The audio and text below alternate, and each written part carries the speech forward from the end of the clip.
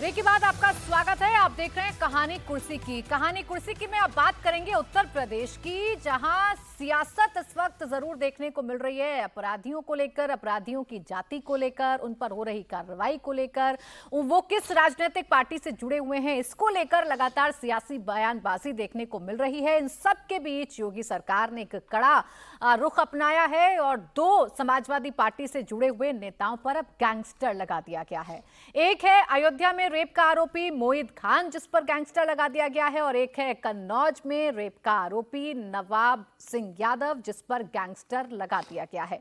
ये वो दोनों चेहरे हैं जिन पर समाजवादी पार्टी पर कई सवाल उठाए गए। सरकार की तरफ से समाजवादी पार्टी को घेरा गया और पूछा गया कि समाजवादी पार्टी आखिर अपराधियों को संरक्षित क्यों करती है। हालांकि इन दोनों ही नेताओं को लेकर समाजवादी पार्टी के नेताओं की तरफ से, खुद अखिलेश यादव की तरफ से कई तरीके के बयान दिए गए। कभी डीएनए की मांग की गई, कभी नार्को टेस्ट की मांग की गई और इनका बचाव करती हुई समाजवादी पार्टी नजर आई। हालांकि नवाब सिंह यादव से तो अपना पल्ला समाजवादी पार्टी ने झाड़ा था, लेकिन मोहित खान पर क्या कार्रवाई समाजवादी पार्टी ने की है, नेताओं ने क्या कहा है, ये अभी तक स्पष्ट नहीं हो पाया है। लेकिन योगी सरकार ने स्पष्ट कर दिया है कि इन दोनों पर कार्रवाई सख्त होगी और इसीलिए दोनों पर फिलहाल गैंगस्टर एक्ट लगा दिया गया है। हालांकि इस पर भी सियासत जरूर देखने को मिलेगी, चूंकि इस पर भी अब समाजवादी पार्टी की तरफ से रिएक्शन सामने आएंगे और ये जरूर बताया जाएगा कि चुन चुनकर समाजवादी पार्टी के नेताओं को टारगेट किया जा रहा है, समाजवादी पार्टी के नेताओं के खिलाफ साजिश की जा रही है। लेकिन इन दोनों ही नेताओं पर आरोप गंभीर हैं, आरोप रेप से जुड़े हुए हैं और इसी को देखते हुए ये कड़ी कार्रवाई सरकार की तरफ से की गई है। अब इस पर क्या कहना है योगी सरकार का, आइए आपको सुनवाते हैं। मुझे लगता है कि इतना बड़ा घटना अयोध्या के अंदर और समाजवादी पार्टी के एक कार्यकर्ता के द्वारा ये किया गया, उसके बाद समाजवादी पार्टी बिल्कुल चुप। पूछिए आप उससे अयोध्या पे तो बोलेगी मणिपुर, पूछिए उससे अयोध्या की उस निषाद की बेटी पे तो किसी और जनपद की बात बताएगी। और ये लगातार समाजवादी पार्टी ऐसे ही करती, जब उसके कार्यकर्ता पकड़े जाते हैं तो वो ऐसे ही दिखाती है। और इससे बड़ा कोई अपराध नहीं होगा। जब हमारी इतनी छोटी बेटी के साथ एक जघन्य अपराध किया समाजवादी पार्टी के कार्यकर्ता, तो गैंगस्टर, तो अब गैंगस्टर किसके ऊपर लगता है? जो आपराधिक होता है, जिसके ऊपर कई मुकदमे होते हैं, तो निश्चित रूप से इसके पहले भी उसके बाद ढेर सारे मुकदमे होंगे और अभी भी मुकदमे होंगे। तो समाजवादी पार्टी के नेताओं पर लगा है, हालांकि इन दोनों पर रेप का आरोप है और उन पर गैंगस्टर एक्ट लगाया गया है। अब हर्षवर्धन जी, अखिलेश यादव तो कहते हैं और उनकी पूरी पार्टी कहती है ना कि आप सेलेक्टिव कार्रवाई करते हैं। न जाने कितने ऐसे आरोपी हैं जिन पर रेप के भी आरोप हैं, जिन्हें शायद आप पकड़ भी नहीं पाए। ऐसे लोगों पर तो आप गैंगस्टर नहीं लगाते, लेकिन इन दोनों का ताल्लुक समाजवादी पार्टी से जुड़ा हुआ है तो आपने गैंगस्टर लगा दिया। नहीं, मुझे लगता है कि अखिलेश यादव शायद थोड़ा सा कुछ ज़्यादा ही गड़बड़ करते दिख रहे हैं अपने राजनीतिक लिहाज से। बाकी वो करें, उनकी इच्छा है, वो उनकी पार्टी है। अगर इस तरह के अपराधियों के साथ आप सिर्फ इसलिए खड़े हो जाते हैं कि योगी आदित्यनाथ उनके खिलाफ कार्रवाई कर रहे हैं, तो योगी आदित्यनाथ तो लॉ एंड ऑर्डर के मामले में देश में एक मिसाल बन जाएंगे। और आपकी क्या छवि बनेगी? आपकी छवि ये है कि जहां भी अपराधी है, जहां भी दुष्कर्मी है, जहां भी कोई कुकर्मी है, वहां अखिलेश यादव उसके बचाव में खड़े हो जाते हैं। अब नवाब सिंह यादव, मोहित खान, मंगेश यादव या फिर अनुज प्रताप सिंह भी, तो योगी आदित्यनाथ की सरकार में तो उन सब के खिलाफ कार्रवाई हो रही और आप उनके साथ बचाव में खड़े दिख रहे हैं। अब ये किसी नेता के लिए भला कैसे अच्छा हो सकता है? कई लोग मैं देखता हूं कि सोशल मीडिया पर उस पर कि अखिलेश यादव खड़े हैं। मैं तो निजी तौर पर ये मानता हूं कि अखिलेश यादव की छवि के लिए बेहद खराब है। वो अपराधियों के साथ खड़े दिखते हैं, वो अपराधियों का बचाव करते दिखते हैं और चूंकि जब शीर्ष पर बचाव हो रहा है तो उनकी पूरी जो कार्यकर्ताओं की श्रृंखला है, सोशल मीडिया पर जो समाजवादी पार्टी से लोग जुड़े हैं, वो कलम से, लाठी से, जो कहते हैं ना कि बात से, वो खड़े दिखते हैं। वो ज्यादा खतरनाक है, समाज में विभाजन भी कराता है और समाजवादी पार्टी की छवि अपराधियों के साथ, इस तरह के दुष्कर्मियों के साथ खड़ी होती हुई दिखती है। वो ज्यादा चिंता की बात होनी चाहिए। और ये जो नैरेटिव चिपक रहा है अब समीर जी अखिलेश यादव के साथ, उनकी पार्टी के साथ, एक एक करके देखिए, कुशीनगर में भी मामला सामने आया, मोहित खान का मामला चल ही रहा है, नवाब सिंह यादव का चल ही रहा है, आपके तमाम नेताओं पर ऐसे आरोप लग रहे हैं। नैरेटिव ये चिपक रहा है कि आप अपराधियों के साथ खड़े हो जाते हैं, नहीं तो आप जातियां ढूंढने लगते हैं। ये नैरेटिव क्या मुश्किलें बढ़ाएगा, वो भी तब जब 10 सीटों पर उपचुनाव होने हैं? देखो, सामान्य अपराधी होता है तो उस पर गैंगस्टर एक्ट नहीं लगता है। एक असामान्य अपराधी होगा उसी के ऊपर गैंगस्टर एक्ट लगेगा। कोई और जो लगातार क्राइम कर रहा हो, गिरोह बना के क्राइम करता हो, लंबे अरसे से वो क्राइम में रहा हो, एक संगठित अपराध को अंजाम देता रहा हो, तो ऐसे व्यक्ति के ऊपर गैंगस्टर एक्ट लगाया जाता है। और जिनके ऊपर भी यूपी सरकार ने गैंगस्टर एक्ट लगाया है वो सभी उसी श्रेणी में आते हैं। मोहित खान एक अपना गिरोह चला रहा था जो जबरन वसूली करना है, वहाँ पर एक नाबालिग बेटी के साथ बलात्कार उसने किया, जमीनों पे कब्जे करना। दूसरा जो यादव के ऊपर गैंगस्टर लगाए उसकी भी पृष्ठभूमि यही रही थी। तो योगी सरकार ने अगर लगाया है तो उसकी अपराधियों की जो आदत रही है उनकी, उसके आधार पर लगाया गया है। देखिए अब अखिलेश यादव अगर इस बात का नाराज हो रहे हैं और अपने अपराधी साथियों को बचाने की कोशिश कर रहे हैं तो मुझे लगता है कि ये अखिलेश यादव की राजनीतिक मजबूरी है। जिन अपराधियों को उन्होंने पाला पोसा, जिन अपराधियों ने समाज के अंदर पैसा इकट्ठा किया, समाजवादी पार्टी को चंदा दिया और जिनके दम पर अखिलेश यादव वहां राजनीति करते रहे, अपना राजनीतिक रसूख बनाते रहे और यही अपराधी समाजवादी पार्टी के बैनर तले अपने अपराध को बढ़ाते रहे और उसका राजनीतिक लाभ भी लेते रहे और अपराध के दम पर संपत्ति भी अर्जित करते रहे, तो मुझे लग रहा है कि अब अखिलेश यादव को इस बात का दर्द हो रहा है। और अभी देखिए कुछ दिन पहले नकली नोट बनाने का एक बड़ा मामला सामने आया था, उसमें भी समाजवादी पार्टी के सांस्कृतिक प्रकोष्ठ के लोग थे, उसके अंदर भी समाज लोहिया वाहिनी के लोग शामिल थे। तो जितने भी कुकर्मी लोग निकल रहे हैं, जितने भी बुरे कर्म के लोग उत्तर प्रदेश के अंदर निकल रहे हैं, उनकी कहीं ना कहीं जो जड़ है वो समाजवादी पार्टी से जुड़ी हुई है। तो अखिलेश यादव को तो उन लोगों को पहले पार्टी से छुटकारा करना चाहिए। जो अखिलेश यादव अपने मुख्यमंत्री काल रहते नहीं कर सके, अखिलेश यादव अपने पार्टी के राष्ट्रीय अध्यक्ष रहते इन लोगों को पार्टी से बाहर नहीं कर सके। अब जब योगी आदित्यनाथ उत्तर प्रदेश के अंदर अपराध को सफाया कर रहे हैं और उसमें समाजवादी पार्टी के लोग ज्यादा आ रहे हैं, तो अखिलेश की चिंता की बात होना चाहिए कि भाई मेरे पार्टी के लोग ही हर अपराध में क्यों शामिल आते हैं। नकली नोट निकलेंगे तो मेरे पार्टी के लोग निकलते हैं, जो अपराध करते हुए जो बंदूकें इस्तेमाल करते हैं, जो नेपाल से बंदूकें आ रही है उत्तर प्रदेश के अंदर, जब वो पकड़ाई में आते हैं तो उसके तार अखिलेश यादव के पार्टी से जुड़े हुए आते हैं। बलात्कारी आते हैं तो समाजवादी पार्टी से जुड़े हुए लोग आते हैं। डकैती डालते हैं तो वो मंगेश यादव अखिलेश यादव के कारण कहीं ना कहीं जुड़े नजर आते हैं। तो मुझे लगता है कि अखिलेश यादव को ये मौका है कि वो ऐसे लोगों से छुटकारा पा रहे और अपने पार्टी के अंदर एक साफ सुथरे लोगों को रखे। नहीं तो तय है कि उत्तर प्रदेश के अंदर जिस तरीके से योगी आदित्यनाथ काम कर रहे हैं, सारे अपराधियों का सफाया होना तय है। ये भी बता रहा है कि जब सारे अपराधी साफ होंगे तो मुझे लग रहा है कि आधी समाजवादी पार्टी साफ हो जाएगी। जब अपराधी आधे नहीं रहेंगे तो समाजवादी पार्टी का एक बड़ा वोट बैंक भी चला जाएगा। मुझे लगता है इसी कारण अखिलेश यादव ज्यादा घबराहट में है कि उनके ज्यादातर लोग इस मामले में पकड़ाई में आ रहे हैं। नहीं तो अखिलेश आप यादव अति कर दिए पार्टी को। ऐसे कुकर्मी जो है उसमें बहुत सुकर्मी लोग भी अच्छे हैं, सांस्कृतिक प्रकोष्ठ बहुसंख्यक की बात कर वो जो है ये ऐसे वो बेचारे सांस्कृतिक प्रकोष्ठ के लोग थे, धन के लिए थोड़ा बहुत नोट छाप रहे होंगे। नहीं थोड़ा सा इसमें लोहिया जी ठीक बात है, पार्टी को किसी को नहीं कहना है, लेकिन अब आप जब पार्टी के सबसे बड़े नेता को खड़े होते हुए देखते हैं, अभी एक छोटा सा उदाहरण है, नोएडा के एक मॉल में भाजपा से जुड़े 3 नेताओं ने शराब पीकर बदमाशी की, शायद फायरिंग भी की, पुलिस ने उनको टांग लिया। वो बताए कि हम भाजपा के नेता हैं, उनको 2 डंडा और पड़ा है। पूरी कार्रवाई हुई, गिरफ्तार करके जेल भेजे गए, अब जमानत मिल गई होगी। लेकिन यही फर्क होता है, आप ऐसा नहीं है किसी भी पार्टी जुड़े नेता तो जब थोड़ा सत्ता का मद आया थोड़ा, लेकिन अगर आप नोट छापने वाले के साथ खड़े हो जाएं, अगर आप दुष्कर्मी, यहां खतरा है। पार्टी को कोई नहीं कह रहा है। विडंबना देखिए कि गैंगस्टर एक्ट जो है वो कड़ा इन्होंने ही बनाया था 2015 में। बिल्कुल, मैंने 1986 में कांग्रेस ने बनाया कि भाई उस समय गैंग बहुत होते थे, इसने उसका विस्तार किया, अलग अलग अपराधों को अखिलेश यादव ने उसमें शामिल किया और उस कानून को लागू लेकिन उस रूप में नहीं किया। तब जोगी राज में वो कानून लागू हो रहा है पूरा। इसको आप पढ़ेंगे ना तो इसमें जो मैक्सिमम इसमें जो एडिशन है वो 2015 में हुआ है अमेंडमेंट में, ये है। लेकिन ये बात ठीक कहे, देखिए गैंगस्टर लगाते समय पुलिस को जरूर सतर्कता, राजद्रोह और गैंगस्टर 2 कानून जो हम लगाते हैं तो गैंगस्टर में संगठित अपराध होना चाहिए, क्योंकि ये इसमें गैंगस्टर लग गया तो कुछ हो या नहीं हो, ऐसे भी गैंग साबित हो गया ना तो 2 से 10 साल की सजा उसको हो सकती है। कि संगठित अपराध हो, बार बार उसके नए लोग और नए अपराध में दिखाई देते हों, उसमें यौन शोषण भी है, उसमें जितनी चीजें उसमें सब शामिल है। लेकिन लगाते समय मेरा अपना मानना है कि थोड़ी सतर्कता जरूर बरतनी चाहिए ताकि इसको हम प्रूफ कर सकें। देखिए एक और खबर सामने आई है, अभी हम जो अखिलेश यादव की लाइन और लेंथ की बात कर रहे थे, वो बार बार जो ये बता रहे हैं कि उत्तर प्रदेश में चुन चुनकर उन लोगों को टारगेट किया जा रहा है जो समाजवादी पार्टी से जुड़े हुए हैं। एक और खबर उत्तर प्रदेश से सामने आ रही है, अखिलेश यादव ने बाकायदा एक्स पर पोस्ट भी किया है। मामला फर्रुखाबाद से जुड़ा हुआ है, जहां बुलडोजर एक्शन हुआ है। यहां पर प्रशासन ने ग्राम समाज की जमीन पर बने 2 दर्जन से अधिक अवैध मकानों को गिरा दिया है। जिन मकानों को गिराया गया है उनमें ज्यादातर यादव समुदाय के हैं।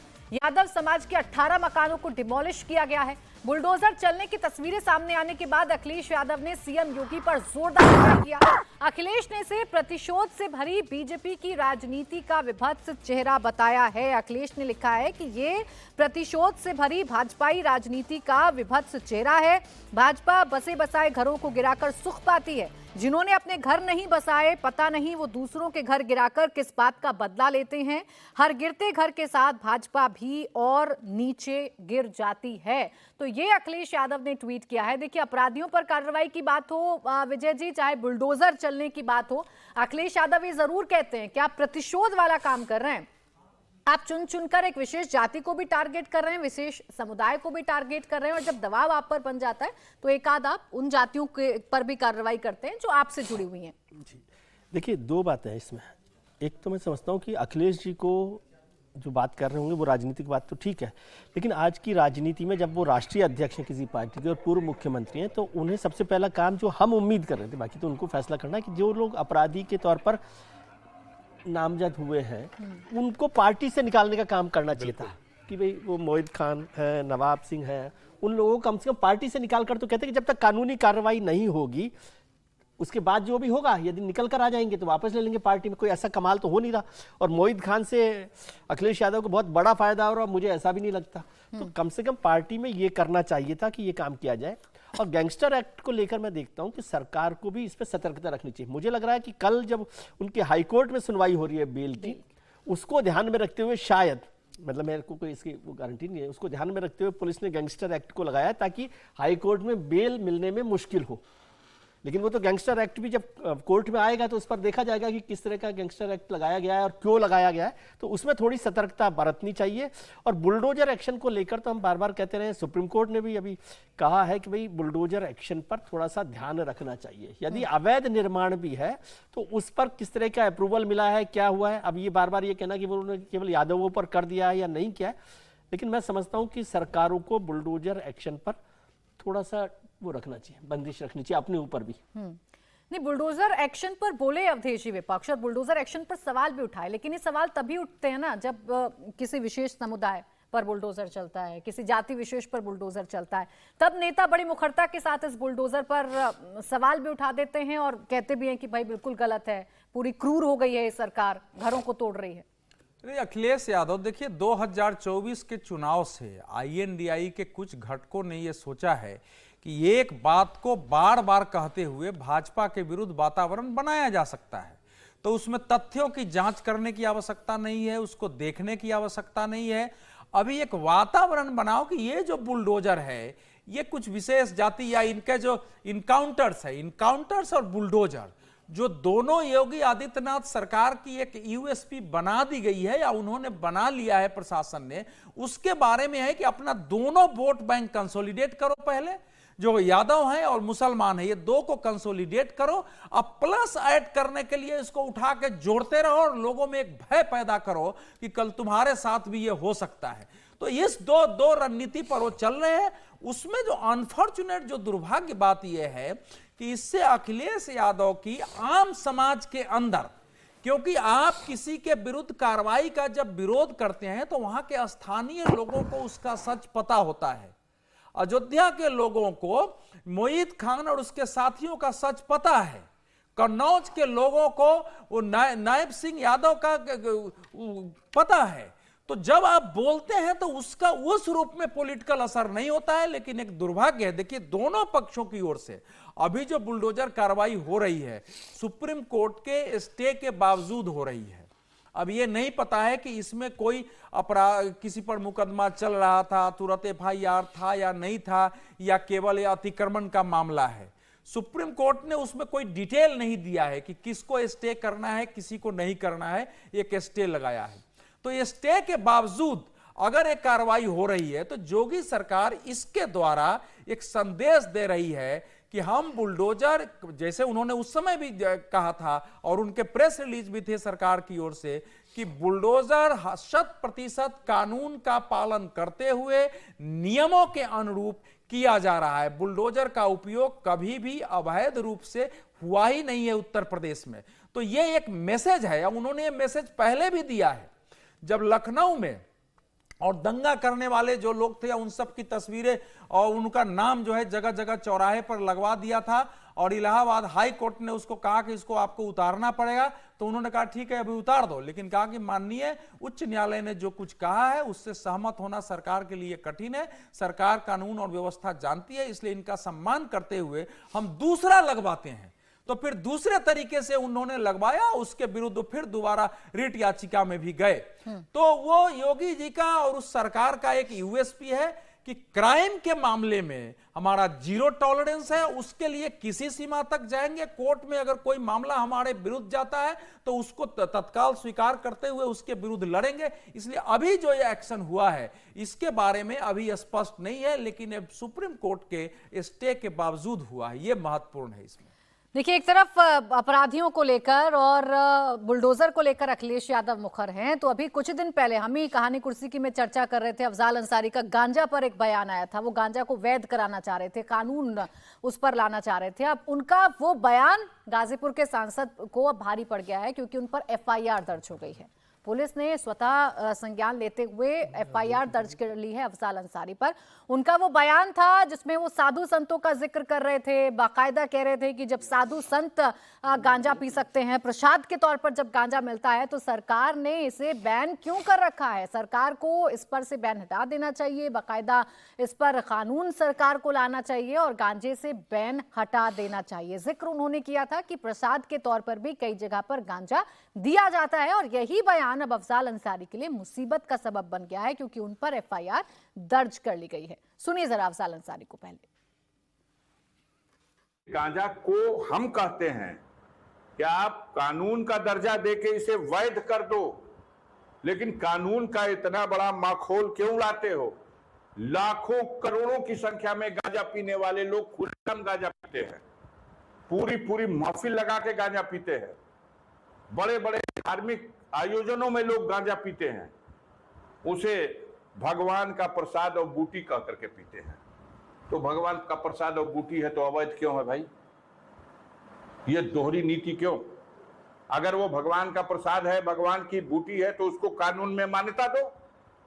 कानून में अवैध और पीने के लिए छूट।